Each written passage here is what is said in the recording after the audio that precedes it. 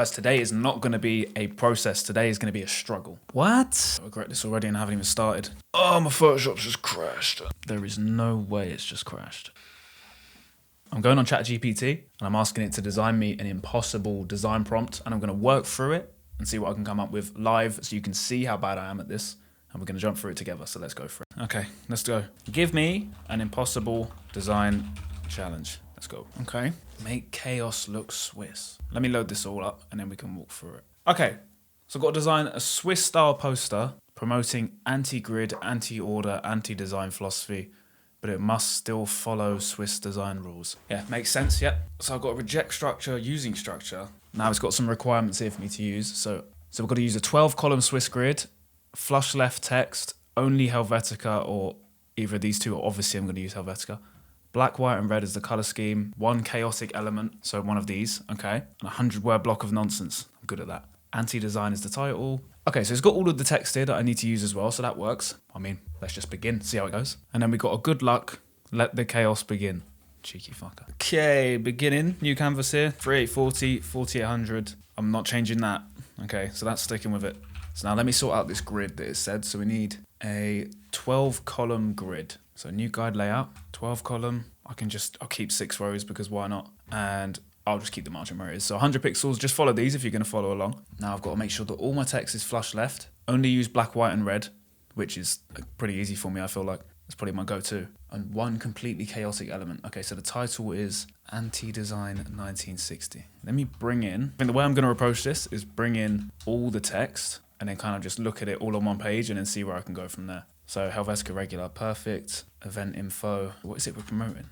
Symposium on disorder, broken grids, and non-logic. Brilliant. Make sure it's all left justified. See, now when it says all type must be flush left, I don't know if it means that, everything should be along this left-hand margin, or if it just needs to be justified left. So I might try and find a loophole in that because that's pissing me off. Now, drag this down, nothing aligned, but everything in place. And required body text. So this is that 100-word nonsense body text. Let me bring this in as well. I'll put it into a text box first. And then one completely chaotic element. Random, let me bring this back over. So one completely chaotic element. So random ASCIR, broken type. Okay, all right. Let me just go on this and see if I can generate something here. Okay, perfect. Font graffiti. Oh, we can choose it as well. Can we do Helvetica on this? No, of course not. Shit, I don't know if I'm going to be cheating using this. I don't know. I feel like I'm just going to keep it with this. If there was Helvetica, I'd use it, but it's not even an option there, so I don't know what to go for. So let me just type in Swiss, and then we're going to use this. All right. So, there's not even a way of me exporting it. Okay, I'm just going to screenshot that and then just drag that in. My mouse is going everywhere. What is going on? Okay, cool. So now these are all of the assets we need to use, right? So from this point, now I can just start structuring it. All right, let's get this going then. So this is everything we need, right? Got my grid up. So how am I going to do this in a way that I can actually feel like I'm competent as a designer? I think the first thing I'm going to do has got to be with this. It's so out of scale that it's going to look awful, but I feel like that might work. I think this is a large element, maybe as like an overlay, could be cool because it's so shit that I don't really know how I can make that look good. Okay, let's have it rotated, large scale, and then maybe what we could do is either get the opacity down so it's a bit more of like an overlaid element, or let me go on blending and just whack out all of the white in this and then try and see if I can make it a outline as well. Okay, so I'm blending modes and getting rid of that, reconvert it, and then put an inner stroke on of like 2, and then turn the fill down. There we go, that's cool, I actually quite like that. Obviously it's so low quality that you're going to have all of these weird lines, but this whole thing's going to be low quality, so I'm not complaining. Do you know what? I'm going to crack this. Okay, let's get our text in. We'll keep that there for the moment, right? I'd say it's anti-design enough that it's, it's rotated and it's at a large scale. It's kind of like unreadable at the same time. Yeah, I'm just going to stick with that and say that that's good. That's good. Now, title's going to be the main next step. Helvetica already looks too clean for me to try and make it look bad. I don't know if that's going to be possible, but I need everything left justified, right? So let me make sure I stick with that. Now this can count as left justified because this starts on the left-hand side. So none of you come at me in the comments or whatever. Anti-design 1960.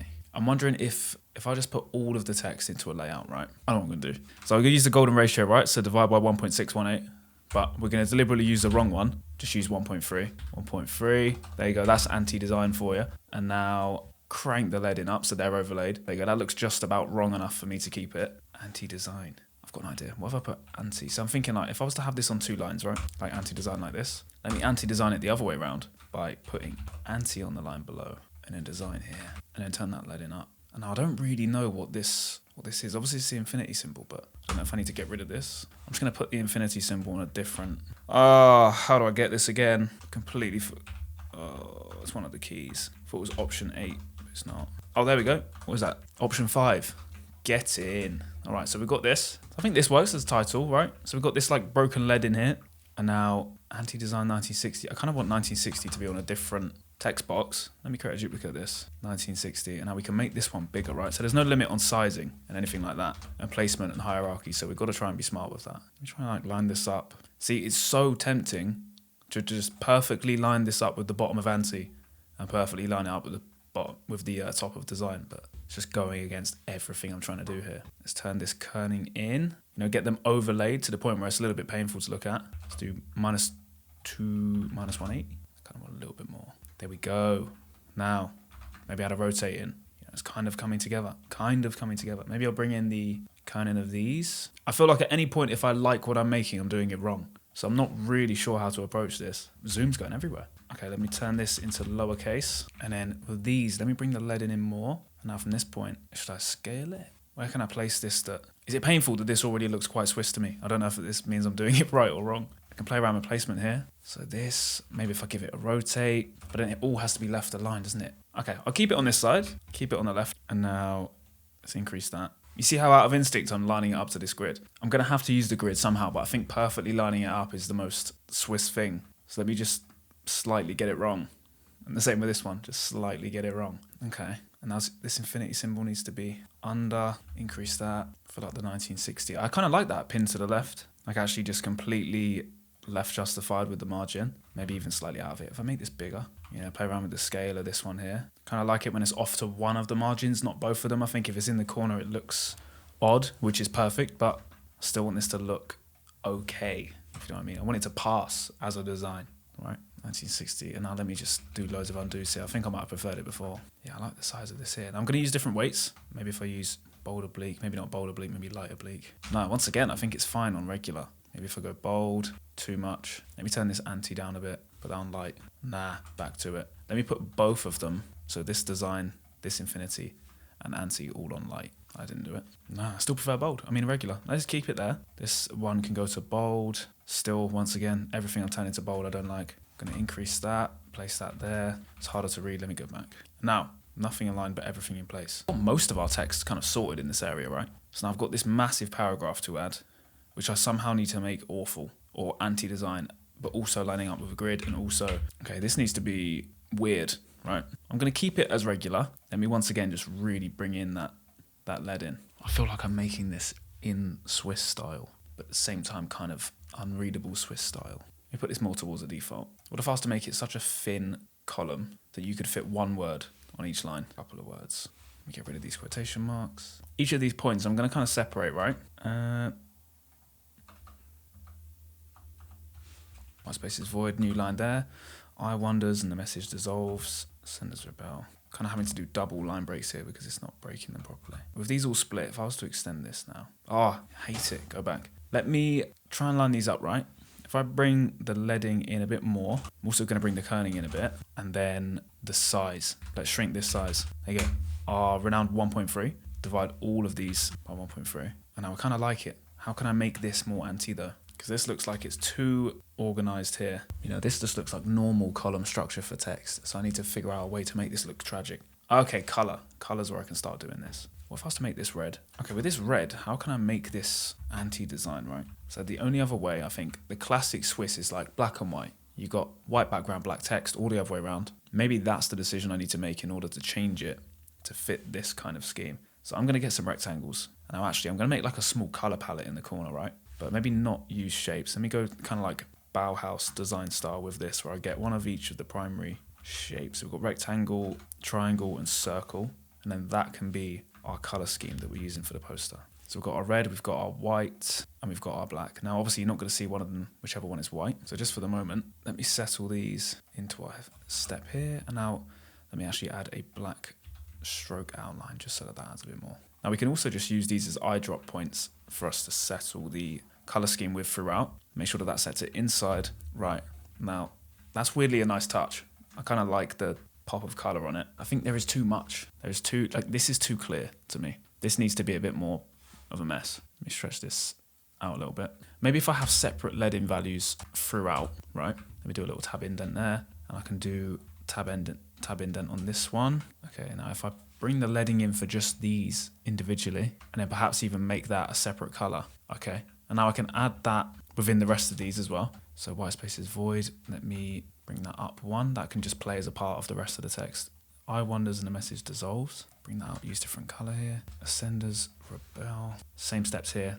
Create a few tab indents. Select these, bring the leading in. And I might just put the center one as red. And I might repeat that same step on the other ones as well, right? So if I set these all back to black, and function is tyranny, I can set that as red. And I could create this as its own separate kind of little section here. So it kind of breaks the column, so it looks a little bit less standard and typical for this kind of design style, as well as adding the colors in, kind of in, I wouldn't even say in a randomized fashion, I'd say like every opposite line.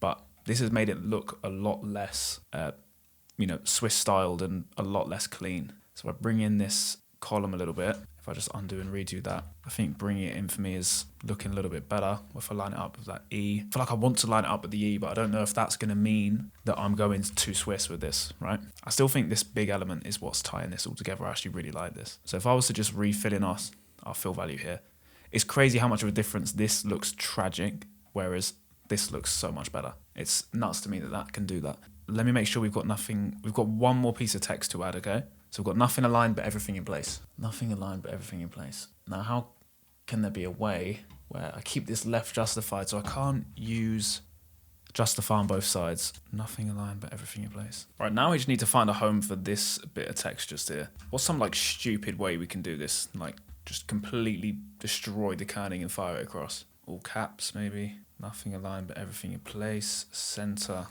aligned as we love. I think we should have some sort of small paragraph in this bottom corner here, right? So we've got a really good amount of white space. So if I was to hide this, I actually kind of like this white space. This white space, and obviously our main title is, or kind of like our main chaos element is on this diagonal angle, and it's kind of breaking up the space here. So it's kind of working in the layout. So I think maybe ignoring this corner is a good route to take. So maybe just adding in another piece of info up here, or we could either get this, add in this tilt and kind of put it underneath our small little kind of color code area here. Let me copy this, put this into a text box instead. I think that kind of increase in tracking can be good for contrast because it's going to create a mixture of weights here, right? You're going to see a lot of thin and light text against this main like regular and bold text. Nothing aligned but everything in place. It all has to be left justified, right? So let me keep that there. Just put one word on each. Yeah, I quite like that. I think that looks good. So you can see me just tilting my entire head to read that, yeah? So let me keep the kerning there. If I get the leading to line up with the left edge of the red box, so something like this, that's not perfect, but that's close enough. That's completely fine. Do 13.5. Okay, cool. So now optically, that's a little bit better. All right, so I bring that right up underneath them. Yeah, that looks good. That looks good. Okay, let me just reread the prompt, right? And make sure that we've got everything right here. So when it says design a Swiss style poster promoting anti-grid, anti-order, anti-design philosophy. Okay, so it's saying that the philosophy is anti-grid, anti-order, but it still needs to be about order in terms of layout, needs to be within a structure. Okay, so I do need to align everything well. Okay, so I've completely missed that. So let me go back and just fix this right. So let's get everything kind of sorted up within these grid lines now, which is actually a pain because I do like it exactly where it is, but we're going to stick to the rules. We're going to do it. Let me just shrink in this text box and then I'm going to highlight, what have I done there? Let me lock my background first. Okay, so now I'm just going to highlight these. Let me get anti within these grid lines here. So now they didn't specify the rows. So I'm just using the rows that I put on to start with. So I've got 6. So the rows are not going to be too strict with. It's more just keeping them aligned with the actual grid, right? So now this can move over and that also aligns with the E, which is perfect. This can shift over to that grid line. This can shift within this grid line, or that could come down slightly to align with the bottom of that O. Make sure that's all fitted within the grid lines. Okay, cool. Now this infinity symbol, same sort of thing. Smaller. If we're going to be strict within the grid lines, maybe make it fit amongst these two grid lines, the actual edges of the symbol rather than the box. Yeah, I'm going to call it there. I think that works there. Okay, so we've got anti-design literally going up the wrong way. So that's kind of combining both. That's adding the anti-design element into a design structure. And now for these text boxes, I might also just keep the leading lower on all of them. You know, I'm going to have a different value for each one, just so it still looks organized, but we've still got a bit of chaos in there. And now that last piece of text we've got added. Okay, right. Now, fun bit. We can make this even more kind of messy and chaotic just using effects now. So of course I'm going to add texture. It wouldn't be one of my posters if I didn't throw texture in there. So let me get all of this text grouped, okay? And now I've got a idea for this. So with all of that grouped, okay, that is our background layer. That's our Swiss one, right? Let me name that Swiss. And then we got our shapes. So let's name that palette. Now effects, this is where we can go good. Okay, so now with our group of text, I'm going to add a fill blur on. So I'm going to create a duplicate of this and hide the original. Let me just name that fill blur and convert this. My mouse is going everywhere and I've got no idea why. I'm going to convert this to a smart object, blur gallery and filled blur. Okay, so now I've seen, this is kind of like a manual ink bleed effect, but you can kind of, with using filled blur, you can make it apply to just different edges of the area. So look, I can get it to apply just to this ground text here. So this can be good to create this kind of anti-design look, you know, when it's kind of challenging the legibility of what we can read. And I think the leading's already doing that. So I know that the prompt was mentioning, you know, we're designing a poster about anti-design in a design structure. But I kind of want to combine a design structure and an anti-design structure so that we're kind of combating both at once, right? So let me throw in a few heavy blurs on some areas of this. And now, for example, this text box, I can just keep some of this really blurry. So that's going to be incredibly hard to read, which I think as well fits in. And then let me shift that blurred side to this edge, just for a bit of contrast. Maybe just towards the bottom area and then a small bit in the middle. And then shift around with these points and see how this goes. This can stay as readable. Just put a very small blur on that side. And instead of that being completely clean, let me drag that in a little bit. Okay, cool. So now with that applied, I'm going to add a threshold. Okay, now if I just play around with this balance here, nice. We've got this really thick ink bleed look here. Now I really like that, except the problem is we're losing the red. So let me see if there's a way with the layer modes I can... Oh, I found something here, haven't I? Let me make this black. No, make that white. Okay. I really like this. I mean, this is a bit of a problem, but we can maybe work something in with that later. That's cool as well. So look, this is what I love about layer modes, right? You can find so many interesting effects that you would just never be able to, comprehend without just running into it head on. Okay, I think with the color, we're gonna have to edit this separately. So let me put that back on normal and adjust the value. This is obviously very cool, but let me just bring it back to normal here. Okay, so I think I'm gonna have to reformat it using the red on a separate layer. So let me get rid of this threshold, right? And then on this filled blur, I'm gonna have to delete this and we're gonna do it again. So we've got this layer. And now on this section, I'm going to duplicate this and hide the original. Now I need to remove all of the black text and just keep the red. Okay, so we've got that removed. Let me put the original back in now. And now we need to layer this or find a way in which we can now shift this back in place. And then we can do that as a separate layer, right? So message dissolves. It's pretty hard to navigate because you can't really see it. Okay, that's close, that's close. Now message can just shift over a little bit. There we go. And our baselines melt. Is that already in place? It is. Perfect. All right, so now let me hide this layer, and now I need to remove the red from the original one without actually shifting the formatting, if you know what I mean. So if we do that, I need to add in a new line. There we go. Perfect. So now if I hide this back in, that's perfectly in place. All right, so let me just hide this red layer, and I'm also going to hide the red rectangle because we're going to format them separately. So let me reveal both of them. Let me take those out of the group, and now with this group and this palette, I'm also going to add the effect on this palette. So now let me duplicate this group, convert to a smart object. Now we're going to repeat the same step we did before. So blur gallery, fill blur, but I'm going to make the values a little bit smaller this time. It was a very heavy blur before. So we want to still see a little bit of the structure of the text without, even if we can't read it, we still want to kind of know where the lines start and end. I might make a harsh one on this side. On the larger elements, it's easy to make harsher ones. It's a lot easier to read. It will take a lot more of a stronger effect to break it. There we go. At this point, that's good for me. Right, so let's hit OK on this. And now, if we throw our threshold layer back in, we've got our black text sorted with the effect on, right? So this is cool. Let me reduce it a little bit. And now I might actually go back into our blur. And now that we've got our threshold apply, it's easy to see it. So we do want some cool elements. Like, for example, anti here, you can tell it's got the distortion on it, but you can still read it. So that's a bit more ideal. So with this area, let me reduce it a bit. That's good. Let me add in a blurred one here. Cool. Once again, we want this kind of like, this is the info on the actual room and the location. So we definitely want that readable. And now from there, maybe we add some more blurring in this side. There we go. Okay, cool. Now I'm really liking this, really liking this. Now when we add the red back in, so what I'm going to do for this one now, I'm going to do a separate effect. So I'm going to add a red stroke. So I'm just going to simply eyedrop the message word here, make it set to outside, and then we put it on 2. And now with this made, duplicate, convert to a smart object, and I'm going to add a diffuse on that.